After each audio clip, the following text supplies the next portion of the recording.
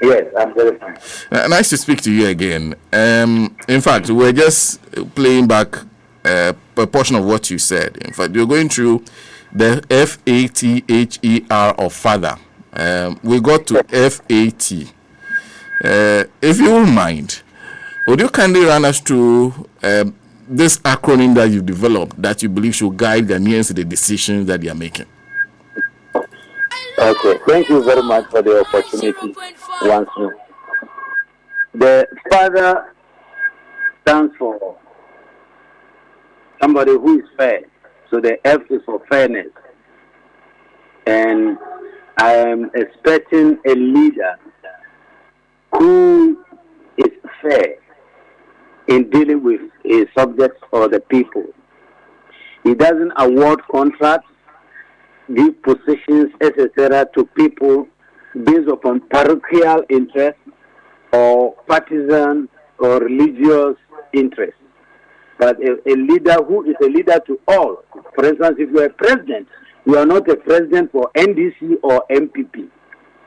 So your actions must be such that all Ghanaians should benefit from it. So that's the fairness. When we come to the A, we're looking for a leader who is accountable to the people for the resources entrusted to him or her, including the position he or she is occupying. You must account for your stewardship and do the same to your followers. That is, make them also account for their stewardship. That's accountability, which is the second one. The T stands for trustworthiness. We need a leader who is trustworthy. A leader who tells us he is going to do this and he or she does it. He has the vision to see ahead of all of us and has the track record to support it.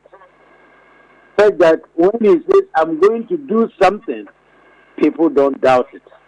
We must be able to trust the leader. Then comes the H, the leader who is honest. Honesty requires saying that, look, as for this one, I can't do it. I don't have what it takes to do it.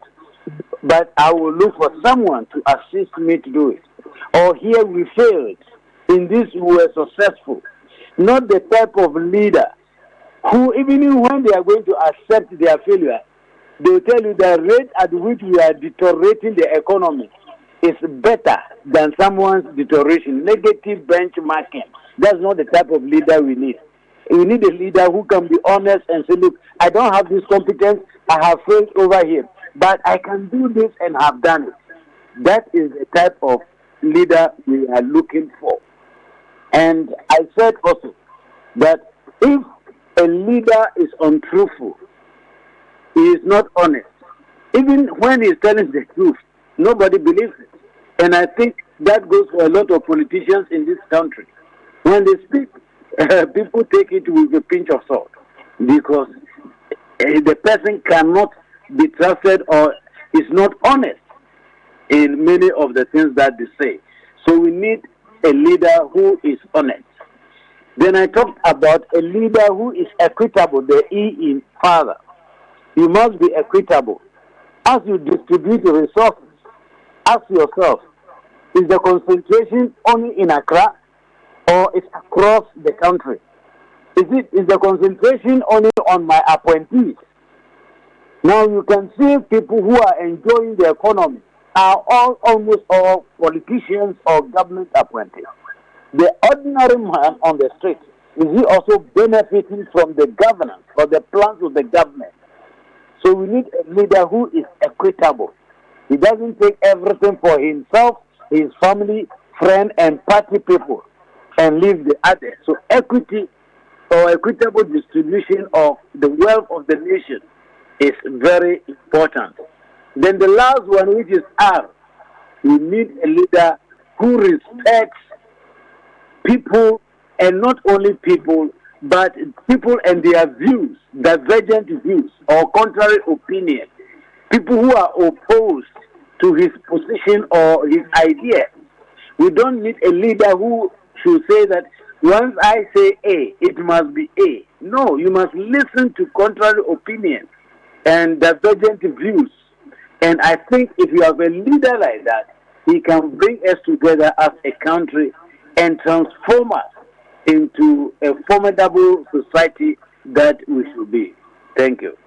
Great. Fairness, accountability, trustworthiness, honesty, equitable. Then respect is the last one for you. Exactly. Are you voting this year?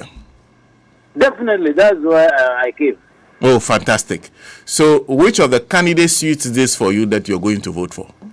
The one who is either a father or comes very close to father. The one who is either a father or comes very close to a father. Yes. Meaning you've already made up your mind? Of course, yes. Would you mind sharing? No. But thank you for this guidance. But and I'll go back to some of the things you have said. But before that, one of the things you were keen on that you didn't compromise on is holding people accountable for their actions. Yes. Did you pay attention to a special voting exercise? What do you think? Did you see any shortfalls that you think must be dealt with ahead of the major election? In fact, I saw what I would describe as shameful. I saw videos or excerpts of people doing the special voting, receiving bags or polythene bags allegedly containing food. Only God knows what is inside those bags, but we are told they contain food. And why I say it's shameful is the fact that this special voting, I think, is reserved for security personnel, media, and some special people who should know better in society. And I ask myself, if you are a policeman, if you are a military, if you are a fire service, if you are a prison officer, and you receive those packages before you vote, will you have the moral ground to arrest someone who also collects 100 Ghana cedis when he's going to vote on Saturday? So I thought this should never have happened, even if it should happen, not in the special voting, because those people know better. And I am very happy to hear that the OSP is investigating this.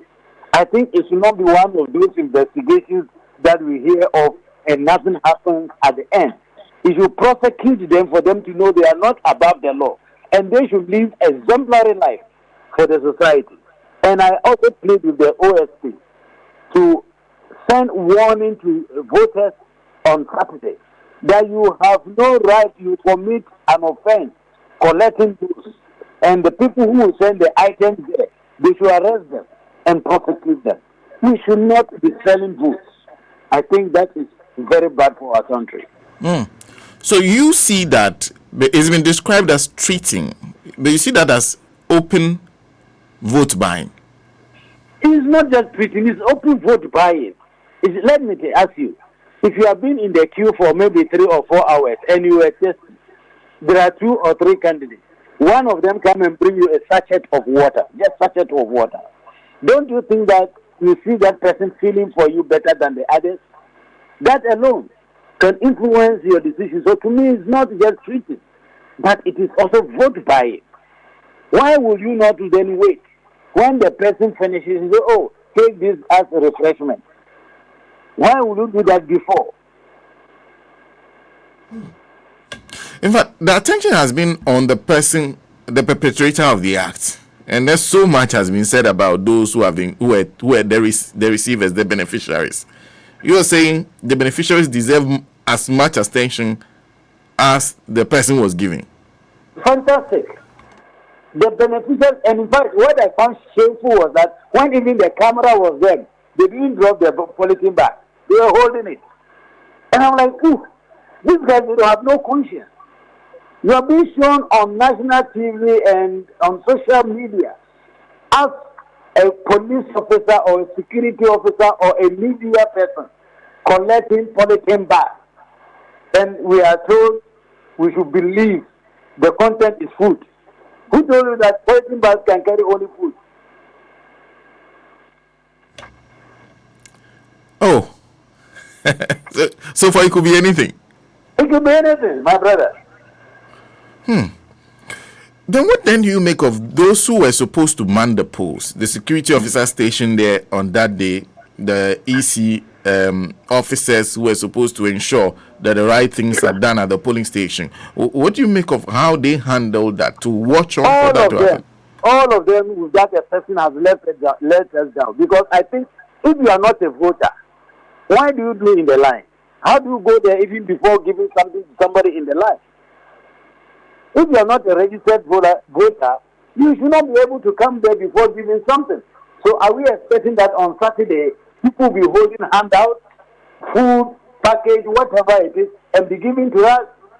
So the issue officials should have said, no, don't come here. The security person who is manning that police station should have said, look, go away, push the people away, or prevent them from doing that. They all looked on. What step do you expect to be taken to ensure that this does not happen? Because you are already raising concerns about the possibility of it being repeated on Saturday.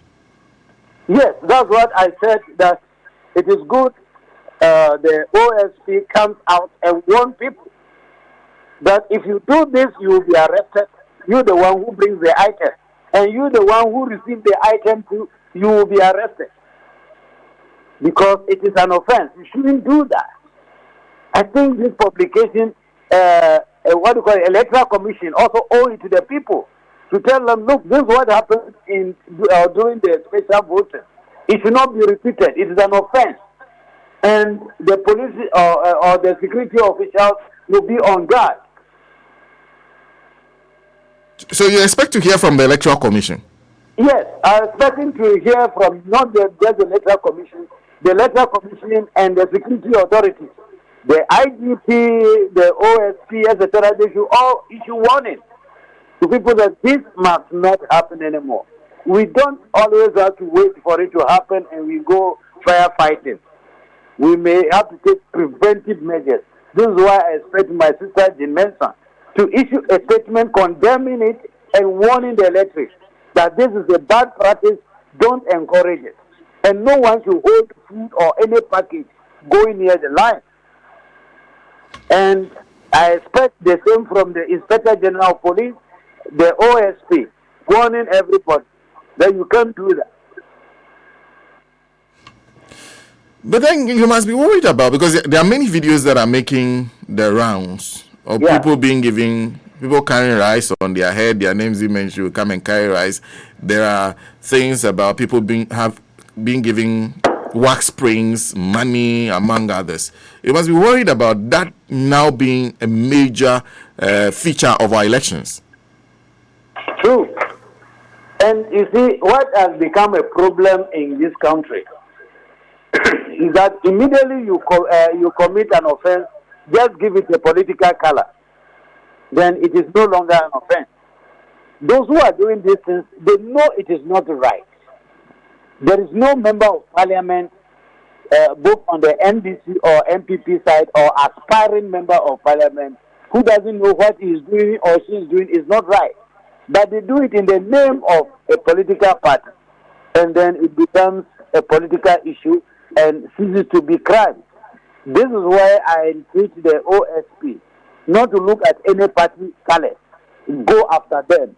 If we don't nip it in the bud, it will become a practice very soon. You see that voting, when they start, people will be receiving cash even in the queue, which is terrible. And if I heard John Dormelevo very carefully or well, he said he can also do well. And of course, he could do well. Thankfully, he didn't do that, but he went to the OSP. So the OSP then needs to act quickly. And ahead of the elections, what are you hoping for? Because you've experienced the current administration. What are you hoping for that the Ghanaian will do in this election? What Ghana do you want to see after this election? I want to see a peaceful a united and a prosperous Ghana. And the indicator was given us several years ago by the former President Kufuor. He said, look into your livelihood, your economy, your personal economy, and vote according to it. If over the years your economy has improved, vote for continuation. But if your economy has deteriorated, vote against the distraction.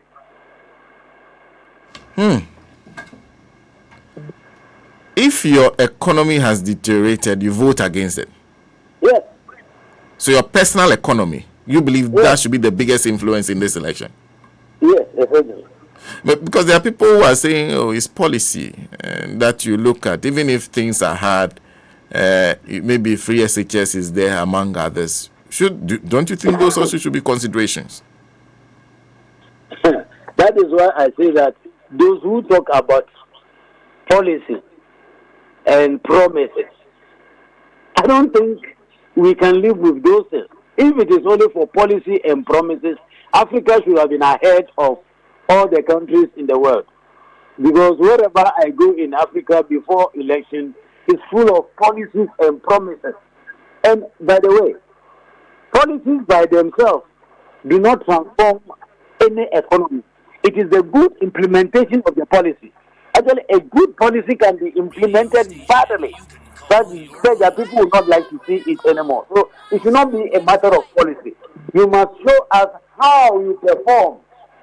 If we take even the macroeconomic indicators, are they helping us? Today, if you want $1, how much do you pay? As against in the past, where we were told that people are incompetent or were incompetent, hence we have those exchange rates. If today you find it difficult to feed your family as against those days, why will you have to continue with the same administration? But then if you can feed your family better today, then vote for continuation. So I like very much what President Kufuor told us. Shower 6 months not to Abapa. Look at your own personal economy. Don't look at somebody driving his 4-wheel drive. You don't know where he or she got it from. Maybe for all you know, it's a stolen item or bought out of corruption. So look at your personal economy. How have you fared over the years, and then vote. And I'm guessing you expect the person to also apply the FATHER, the father, exactly, in assessing the candidate. Yes. Having said that, and perhaps I'll conclude on this note. I'm going to, and I know you serve at this administration, and there's a leader in power. His term is coming to an end. I'm going to use the FATHER. I'm going to ask a few questions. One, the leader in power, has he been fair? Your answer is as good as mine. Akufo-Addo is not a fair person. Has he been accountable? Because that was the work you were doing. Has his administration been accountable? Not at all. Very low from my point of view. Do you see trustworthiness in the way they've gone about their work? They will not trust even they themselves. They will not trust even they themselves? Yes, they don't trust themselves. If you are close to them, you will know that they don't trust themselves. What about honesty, at least? I told you that today, but yesterday I asked the people, when government promised something, do you believe it? They said no. Because government has lied over and over and over. We never hear government telling us that, fellow Ghanaians, in this area we don't have the competency, we don't have the take, or we don't have the resources. So please have patience with us. We are doing this later on, we'll see how to resolve that one. No. We are promised so many things. We will be told, for instance, we are going to build Agenda 111. You remember? Yes. And we are given a time frame. Are we still within the time frame? Ask yourself, has it been completed? So how will you trust the same people if they promise you again? Actually, what there many times, what is the make of a politician? Said that he promises, fails, and promises even more. So when it comes to the two benchmarks you're using to judge honesty, one, acceptance of failure. You say they failed at that. Yes. And then the other one you talk about is negative benchmarking. Exactly. Do you see that in the administration? Yeah. And that is what pains me the most. It's like you are beating your wife. Stop beating your wife. You say, oh, my colleagues killed the wife, so me, I'm a saint. If Ghanaians wanted to keep NDC, they have the mandate and the right to keep NDC. The fact that they changed NDC meant that they needed someone who is better or who can outperform NDC. You don't come and tell us that, well, guys, the economy is deteriorating under our watch, but the deterioration now is better than the previous deterioration. What kind of thinking is that? So negative benchmarking has become the justification that our government use to justify the mess or the abysmal performances. That is not acceptable. And then the equity. Are they equitable? Thank you very much. I'm sure you have seen colleagues of yours or your classmates or your age mates, people who you started work before them, who joined the government just about 3 or 4 years ago, and how rich they have become. I hope you have also heard that some have died and they have millions of dollars in their account. Some even giving us government properties, including land. Is that equity? Why do you grab all the things simply because you are in charge? We need a government who thinks about the people, not a government who takes everything away from the people. I positioned yesterday that we were promised moving the economy from taxation to production, but we have been moved from taxation rather to robbery. We've moved the other way around. So that today, if you lend your money to government in terms of bonds, securities, in terms of treasury process, etc., you should be worried. Because government which were taught to be risk-free investment anytime you invest with government has become the riskiest investment in Ghana. Then let me conclude with respect. Have they shown respect to the Ghanaian? If you worked with them, and those who have worked with them who are not members of their party, perhaps civil servants among others, have you seen that respectfulness from them, respecting all views, all opinions, that when you offer your opinion, your views, they accept it, and I sometimes accept that your view or what you think is better than what we are proposing, we'll go with yours. Have you seen that? I have actually seen lack of tolerance for different views or respect for other people's views. Even you in the media, how many of you have they not come after?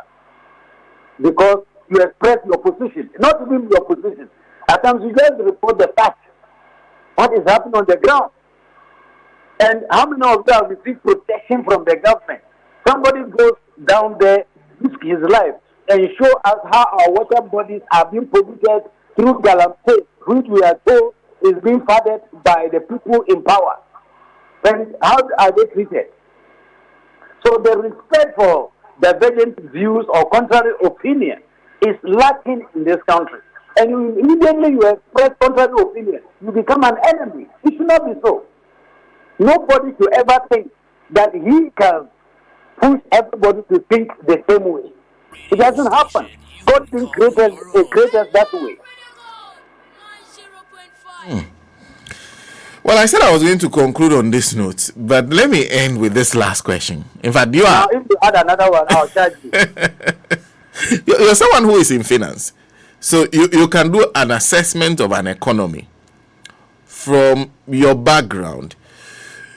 This negative benchmarking that you talk about, where they go back and say, "Oh, look at ours. It's bad, or it would have been bad, or it was worse than we inherited." Do you agree?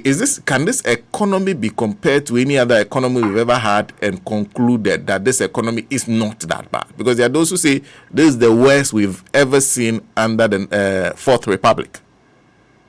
I agree with that position, that this is the worst. If you take the data that was being preached to us. It doesn't hold any longer. So you see, we are no more hearing the data anymore. If we talk about the macroeconomic indicators, are you saying that today the exchange rate of 17 Ghana cedis to a dollar is better than the 3.8 or 4 that we had in 2016? Are we saying that the unemployment, which has quadrupled or increased, is better than what we had in 2016? Take any of the indicators. So the negative benchmarking will not hold anymore. But you see, the clever thing they are doing now is that they are looking at some rate of deterioration. And they say that, oh, even though it deteriorated, our rate of deterioration is better than yours. Let me give you how people can lie with figures. Okay? Let's assume that we are selling a bag of cement at 100 Ghana cedis. If you increase it with another 100 cedis, that is a 100% increase. Is that not it?